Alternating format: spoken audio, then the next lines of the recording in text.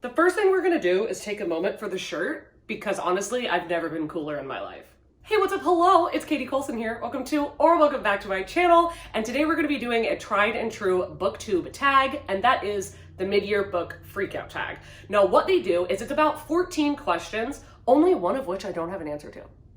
And all the others of which I have like 4 to 5 answers, because if you think we can narrow it down to one book, like, are you new to this channel? No.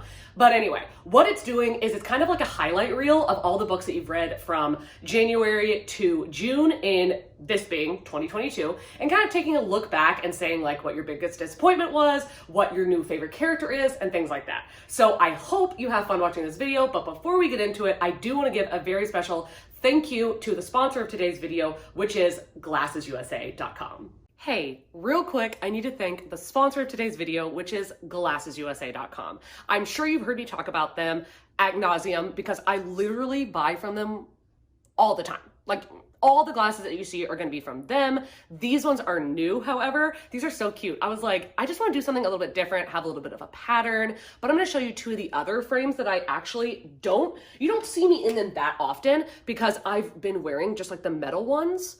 But this is actually like from a Hilary Duff line. And I was like, okay, Hilary Duff, like, hello, I'm here. What? Like, who do I think I am? Like, I look like a professor. Okay, so GlassesUSA.com, what they do is they offer over 9,000 different frames, and you can get them in prescription lenses, you can get prescription sunglasses, you can get contact lenses, blue light blocking glasses, everything, okay? And what they do is they offer all of the glasses for up to 70% off retail prices, and that's including designer brands like Gucci, Ray-Ban, Oakley, everything. And they offer contacts at up to 25% off of retail prices, which is amazing, because if you've gone into an eyeglasses store, you know how expensive they are. And how the GlassesUSA.com does that is that they cut out the middleman and you do all of your shopping online from the comfort of your own home. Can I get an amen? Yeah. And then another thing they do is they offer risk-free money-back guarantee, no questions asked. That's amazing. We love a money-back guarantee. And then they also, if you're not sure what the glasses are gonna look like these, I saw them online and I was like, I don't know about that, but I want to give it a shot, okay? Is that they do like a virtual try on where all you do is upload a photo of your face and then click on the glasses and they like form them to your face so you can see what they're going to look like in real life. That's amazing, okay? So I wanted to give these ones a shot and I did it through that device, the try on portion. It's so amazing. And if you want to check out any of the lenses, the eyeglasses, sunglasses, the contacts, anything, there is going to be a link down below for you to check those out, and I highly suggest it. And I want to say thank you so much to GlassesUSA.com for sponsoring this video, and all of that to say, let's get right into it. Okay, let's jump right in with question number 1, which is a big doozy, and that's best book you've read so far this year. Like, why would you come in swinging that hard? Like, you chose violence, okay? And obviously I don't have one answer because how could I do that? I've read like 147 books so far this year. You think I can pick one? You're hilarious. But I would say, so I have 3 different choices and 3 different reasons for each. So the most well-written book, an absolute 5-star, Notes on an Execution by Danya Kakofka. This is so good. It is so astonishingly written. Like, look at these tabs. I'm blown away. This is a book that made me think. It made me feel so many emotions. I was talking about this with everyone. This, God bless, was my May Smut Salon book club pick for my Patreon. And Gabby and Grace both ended up joining me for that and talking about it. And we had such an amazing time. We all gave it 5 stars. And everybody that I've been pushing this down their throat has given it 5 stars. And my brother actually just messaged me today and said that he finished it. And I haven't called him yet, but he said, all I have to say is, damn. And I was like, yes, this is a think piece on the criminal justice system and whether or not the death penalty is useful, whether it is justice, whether it's relevant, and the money that goes into it. So I would highly suggest this book. This is absolute 5 stars. And if I had to pick one, it would be this. But then the other book, and I read it in the first week of January, and I'm still thinking about it, Tender is the Flesh by Augustina Bazterrica. This book is so good. And I know people are probably like, Katie, that book's about cannibalism. Like, are you okay? And the answer to both of those things is, yeah. Yes. I'm like begging my brother to read this book, to be honest. But to me, this is about the government and society and capitalism and consumerism. This is not about a virus. I think it's a government conspiracy, and I will die on that hill, and the book is fucking stunning. Slewfoot by Brahm. Now look at this cover. It's like literally fucking stunning. Like I'm obsessed. It's so good, and it's like, look, it's stunning. It's stunning. Hold on, you need to see these illustrations. Like, this book is so beautiful, and I will say you need to have the physical book because it's so pretty, but you need the audiobook because the narration is stunning, and also there's a part where Abatha sings a song, and it's a whole song, and it's so good. But yes, this is a very weird book, but I loved it. 5 stars, obsessed. Question number 2 is going to be best sequel you've read so far in 2022. Now, I have a couple answers for this, but the one that nobody's gonna be surprised about is A Dangerous Collaboration by Deanna Raybourn. This is the 4th book in the Veronica Speedwell series, and I'm absolutely obsessed with this series. I'm obsessed with these characters. It's just like coming home. It's like nostalgic. Even like the first time you read it, it feels nostalgic. But when I tell you, the romance, like, it's a slow burn, but it is fucking worth it. It's fucking worth it. They are so cute. This book is my favorite because it had so much angst, and I love angst so much. And there's a couple conversations that happen in here that I was freaking out. I was literally screaming, crying in my car. I fucking loved it. I love them. Okay, my last answer is the one that's gonna take everybody by surprise, and when I tell you it took me by surprise, Painted All Red by S.T. Abbey, which is the 5th book in the Mindfuck series. This is books 1 through 5. Painted All Red is 5 stars. It's so good. It's so good. And that's hilarious because I gave book 1 and 2 2 stars. And then by the time we get to the end, I was invested. Invested isn't a good enough word. I was obsessed. It's so good. It's so good. Okay. I broke this spine. I literally was reading it like this. Like, I literally love it. This cover is gonna make you think this is like BDSM and this is about the romance. It's really not. It's really not. Like, the romance is such a back burner, like sideline, stale story. That doesn't matter. What matters is Lana's backstory and the fucking fucked up shit she does to these men. It's amazing. But oh my God, book 5. Book 5 was phenomenal, and this epilogue is the best epilogue I've ever read. Like, McKay, thank you so much for forcing me to read this, because I loved it. Number 3 is a new release that I haven't read yet, but want to. So the one I know the most about is Blood Sugar by Sasha Rothschild. Now, this cover alone is kind of everything, but this was sent to me on my birthday, and the person that sent it said that this is about a diabetic female serial killer. I mean, that kind of sounds like my brand. Like, that kind of sounds like, am I the main character? Like, hello? Like, the diabetes representation alone would have made me buy this book, but there's a female serial killer? Bitch, I'm like, this is like a 5-star anticipation. Ordinary Monsters by J.M. Miro. Now, I don't know what this is about. It's a very big book, but I know that Olivia recently started it and is absolutely loving it, and Erin recommended it to me, and there's never been like a single book that Erin has recommended that I haven't given at least 4 stars. Like, except for the Traveling Cat Chronicles, but it's because I did listen to the audiobook. I know, Erin. I hear you, Erin. Anyway, another book is Just Like Mother by Anne Hetzel. And to be Hetzel? I don't know. The only reason I want to read this book is because of the cover. Like, do you see this cover? I need this to be 5 stars so I can have it facing out on my bookshelf. I'm obsessed. And then I have one other book that I'm very excited to read, and that's You Made a Fool of Death with Your Beauty by Akweke Emezi. And Erin read this and gave it 5 stars, and the cover is absolutely beautiful. And then I feel like somebody else I know recently gave this 5 stars, but it's a romance, and she said that it's the perfect man, like the perfect man. And I was like, okay, but that she said that there's a lot more dark things that are going on in the book, not just romance. I don't know what it's about. I'm not gonna look it up. I'm just gonna go into it blind, which is kind of like one of my favorite things to do. So yeah. Question number 4 is most anticipated release for the second half of 2021. The first one is going to be Babel by R.F. Kuang, but this is the same author that wrote the Poppy War trilogy, and I loved that trilogy so much, especially The Burning God. Like, that had me feeling feelings, and I was like, I need more writing from this author, and I know a lot of people are looking forward to this, so this one I will absolutely be reading like on release day. On release day, I will be getting this audiobook and I will be binging it at least in 48 hours. Very excited about it. And then the second one I'm very excited about that I absolutely is going to be listening to the audio is Upgrade by Blake Crouch. Now, Grace, this is like arguably her favorite author. She's not sure because she's only read, I think, 3 or 4 of his books. He does really fast-paced, thrilling, easy to understand sci-fi, which I love because I hate feeling stupid reading sci-fi. That's why I don't really read sci-fi, but him, an exception, okay? So I did not look up what this book is about because I don't care. I'm gonna read it. I literally don't care. Like, the summary could be terrible and I'd be like, yeah, it's Blake Crouch.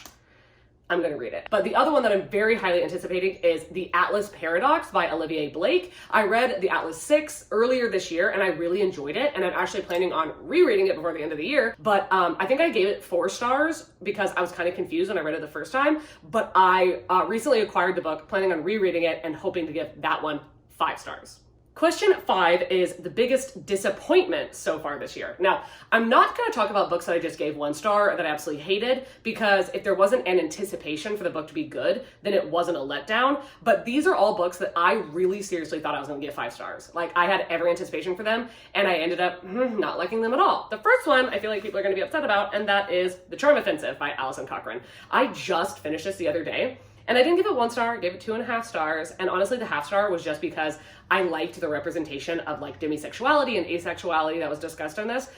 Like, that was good, but I did not like this. I did not like it. I think Charlie is a bumbling buffoon. I'm sorry, but like, he was a caricature. And I was like, nobody could act like this and be getting what he's getting out of it, or like not be, I don't know. I was like, how are you the star of a reality show? I didn't like it. Anyway, okay, the next one is Gallant by V.E. Schwab, but luckily I don't seem to be alone in this. A lot of people were giving it 5 stars, but then a lot of people were also like, oh yeah, 3 stars, okay, that's fine. And I was very underwhelmed by this. It's not a bad book. It isn't. And I really enjoyed the deaf, or not deaf, but non-verbal representation in this book. You can tell she really researched it and the frustrations that come along with that and people not knowing sign language and having to live through that world. But this just read very YA. I mean, know that it's YA, but it read like middle grade, and it just like, the plot didn't really make sense, and I did not care for this. And I really, really wanted to, like, I got a special edition. I love V.E. Schwab, but this was a big letdown. Sorry, my dude. The next one, oh, this was a 1 star. Under the Whispering Door by T.J. Klune. I read The House in the Cerulean Sea, gave it 5 stars last year. Or the year before that. I don't remember. This book was terrible. This book was terrible. It was terrible. And it didn't make any sense. The plot holes in this book, it was Swiss cheese. This was Swiss cheese. Like, I don't understand. I don't understand. And literally, it was just like, oh my God, I don't want to talk about it. It was bad. I didn't like it. 1 star. The next one, this is going to come as a surprise. Finlay Donovan Knocks Him Dead by El Casameno. Now, I have this is why I didn't like this book. Stephen, the ex-husband, is the most disgusting, vile human being. Like, the most disgusting, vile character of all time. And the fact that she ever dated him, married him, had kids with him, and still feels bad for him makes her an unreliable narrator and makes me like not like her as a character. Also, I didn't like the way they went with Vero in this book, because Vero is not even arguably, she is the best character in the series. And they were just trying to make her problematic. For what? She's not. She's an angel. Let her be an angel. She's a sassy angel. Let her be that, okay? It wasn't bad. Okay, it wasn't terrible, but it was bad. You know what I'm saying? It was a big letdown.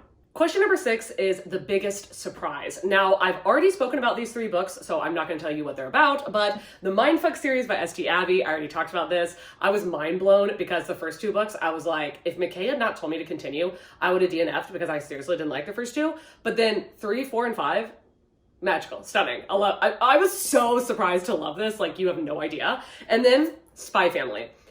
I would never have bought this for myself. This was sent to me lovingly by one of you, thank you. And I absolutely fell in love. I loved it, and when I described this book, I'm like, I would never have picked this up. This sounds so stupid, but it's so good. I'm obsessed. And then the other one, Tender as the Flesh.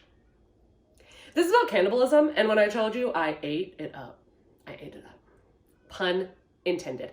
I love this book. I think it's so well written. I think it is so thought-provoking. It is eerie, it's creepy. And I was so surprised and honestly, like, worried that I loved it so much. Like, what's my problem, honestly? Number 8 is a difficult question to answer because it's new favorite author. And I don't feel like I can say someone is a favorite author if I haven't read multiple books from them and given them all 5 stars or at least 4 stars. Because if I read one book by an author and give it 5 stars, that doesn't mean they're a favorite author. Like, who knows? Maybe the next book is a freaking flop, you know? It's more like authors that I hope to be new favorite authors, okay? Now, the 2 authors that I have read multiple books from them and given them all good ratings, so they will be my actual answers for this, is Lainey Fargo, because I gave They Never Learn 5 stars last year, and then I recently picked up and read Temper by Lainey Fargo and gave this 5 stars, absolutely loved it. So this one is on her way to cementing herself as being an absolute favorite. And then the second option is Eric LaRocca, because last year I read Things Have Gotten Worse Since We Last Spoke and gave it 5 stars. And then this month I read You've Lost a Lot of Blood. And while this book doesn't make any goddamn sense, like, oh, please, somebody explain what happens in this book. It doesn't make any goddamn sense.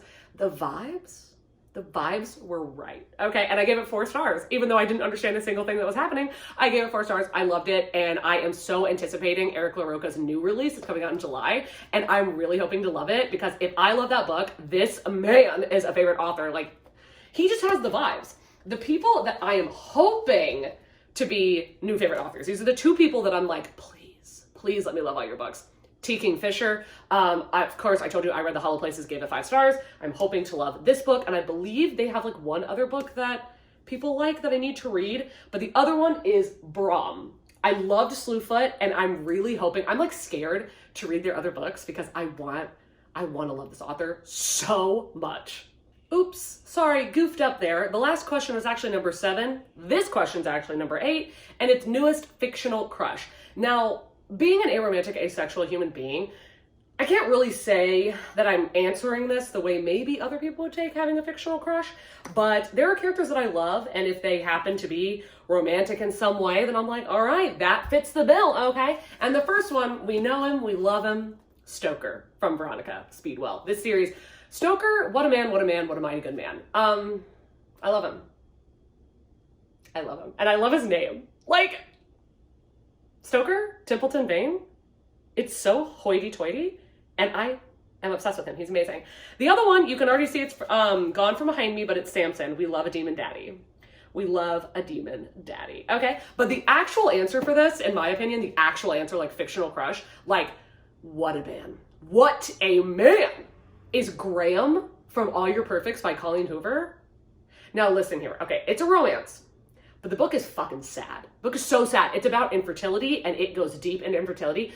But the husband, Graham, is the perfect man. He is so sweet. Like, this man does not exist. He's so understanding. He's so sweet. He's romantic. He's emotional. He's there. He's present. He's adoring. Like, Graham is my new fictional crush. Number 9 is newest favorite fictional characters. Now, I know I'm beating a dead horse and I'm acting like I've only read 10 books this year, but listen, when something's a 5 star, it's a 5 star, and it's hard to get up into that area, do you know what I'm saying? But okay, favorite characters, Abatha and Samson from Slewfoot. They're baddies. They are baddies. They are bad bitches and bad witches. Like, they, stunning, phenomenal. And then obviously, Anya from Spy Family is the sweetest little bean. She's so funny. I just freaking love her so much. Like, every time she comes on the page, I smile. I love her. And then, listen, you already know. Veronica Speedwell and Stoker Templeton Vane. I am obsessed. I'm never gonna stop talking about it. I'm literally obsessed. They are amazing. But then I would say, honestly, the first thing that I think about and what I feel like is my actual answer for this is the interviewer from Sleeping Giants and Waking Gods by Sylvain Nouvelle. Now, he never is actually named, but I loved his character so much.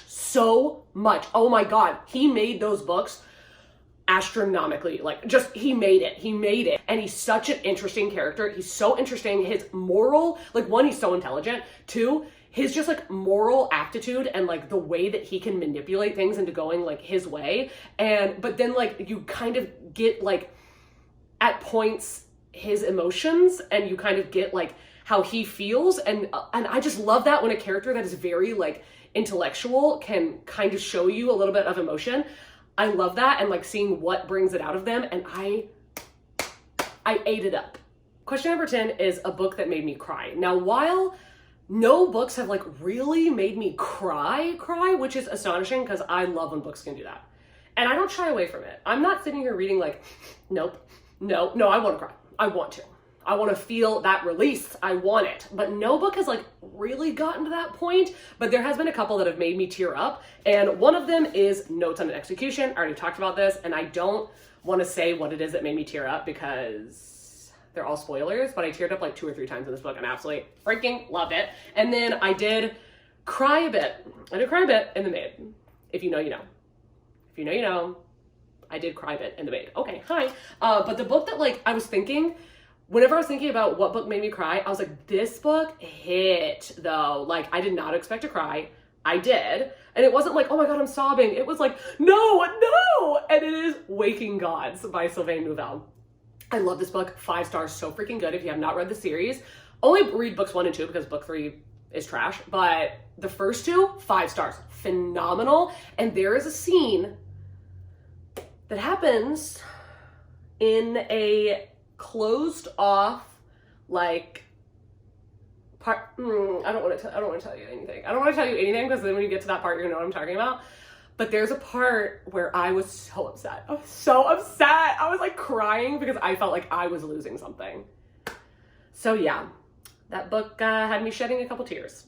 Question number 11 is book that made you happy. And we're not even gonna get into it. I'm just gonna say the names because it's like, I seriously won't shut up. But A Dangerous Collaboration by Deanna Raybourn, as well as A Curious Beginning by Deanna Raybourn. Spy Family, every single volume, but especially volume number 1. Like, if you know, you know, that scene where Lloyd and Anya fell asleep next to each other. I was screaming. It's so cute. Also, Slewfoot. Hello? Question number 12 is favorite book to movie adaptation that you have watched this year. Now, as far as I can remember, because I have not watched very much TV or movies or anything like that, I've seen 2 book to movie adaptations, but would not say that either of them were a favorite. I watched The Hating Game and did not think it was good. Full offense. But then again, I did watch No Exit and I liked it. And apparently Grace and Jordaline and I are like the only human beings on this earth that like that movie. So I say it with apprehension. As you can see, I have quite a few books for this next question, which is most beautiful book that you have bought or received so far this year. Now, I didn't want to grab it because you would have been spoiled because it's Slewfoot by Brom. I'm literally obsessed. You see that? It's just stunning. It is stunning. I love it so goddamn much. Okay, anyway, the next one, we have quite a few here, okay? Temper by Laney Fargo. This cover is stunning. This cover is just such my vibe. Like, it's such my vibe. I'm literally obsessed. And then we have, everybody knew it was gonna happen, The Atlas 6 by Olivia Blake. It's beautiful. She's beautiful. She's stunning. Hello? She's beauty. She's grace. This one, Middle Game by Shauna McGuire. I just love the simplicity, but also the weirdness of this cover. I think it's absolutely beautiful. I do not like the cover of the second book, and it doesn't go with the vibe or the cover of this literally at all, but whatever. I'm not the designer, so I can't say anything. And then we have Anatomy. I love this cover.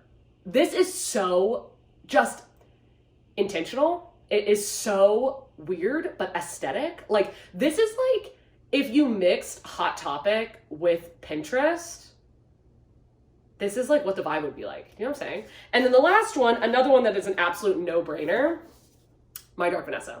Look at this cover. It's so beautiful. Like, I have this facing out on my shelf, even though this book is so depressing, but it's 5 stars, and this cover is a fucking masterpiece.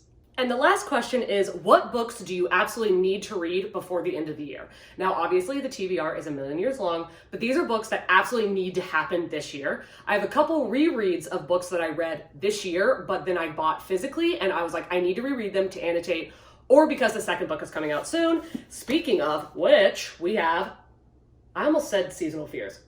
We have Middle Game by Shauna McGuire. The second book, in which has just recently released, is Seasonal Fears. And I want to read that book, but I need to reread this first, so that has got to happen. And then another one where the sequel's coming out this year, but hasn't come out yet, is The Atlas 6. I need to reread this in preparation for The Atlas Paradox, which is coming out, I'll have to say soon. Actually, I have no idea when it's coming out. And then Ace by Angela Shin, What Asexuality Reveals About Desire, Society, and the Meaning of Sex. I read this, 5 stars, one of my favorite nonfictions. It is just such an eye-opening experience with asexuality and how it has been degraded in the media and in society. So I want to reread this to annotate. And then I have 3 books that I have not read yet, but I'm highly anticipating and have to read before the end of the year. I already spoke about this one, Nettle and Bone by T. Kingfisher. I wanted to get to this one like maybe in July. I could read this for Summerween. Oh my God, a plan, hello. And then this one has to happen because it's my book club pick for the month of July. It's House of Leaves by Mark Z. Danielewski. This book is insane. Like, look at this. Are you kidding me? I'm like so scared. Like, I'm genuinely scared. I don't know necessarily what this book is about, other than a lot of people have said it's the scariest book they've ever read, and I am hella intrigued. And literally all people say is it's about a house that's bigger on the inside than it is on the outside, and they said that's also how the book feels. And I have to read it physically because there literally isn't an audiobook, which I think is insane. But there's like a lot of parts of the book, of course I'm not gonna be able to flip to it, but there's a lot of parts of the book where it's written backwards, so you have to read it in a mirror. And I am so intrigued to begin that journey, and I'm gonna vlog it, of course. And then the last one that I cannot wait to get to is Blood Sugar by Sasha Rothschild, because diabetes, female serial killer. Like, I'm honestly like, why have I not picked it up yet? I literally just got this book like 2 days ago, and I'm already like, I need to know. I need to read this book. You are happening soon. Okay, that is gonna wrap it up for the mid-year book Freakout. Thank you so much for watching. If you've gotten this far into the video, leave the emoji of the person being like, because it's the Freakout tag. I'll probably have it in the title, so if you're not sure which one it is, it'll be that one. Okay. And I also wanted to say a big thank you to glassesusa.com for continuing to sponsor me. It really means a lot, and you all know I wear glasses literally every day, and the only time I wear contacts is when I put my makeup on to talk to y'all, and that's literally the only time. Period. Okay. Anyway, thank you so much for watching. I hope you're having an amazing day, evening, night, dusk, dawn, whatever you're having in whatever part of the world you're having it in, and I will see you in a video coming very soon. Bye.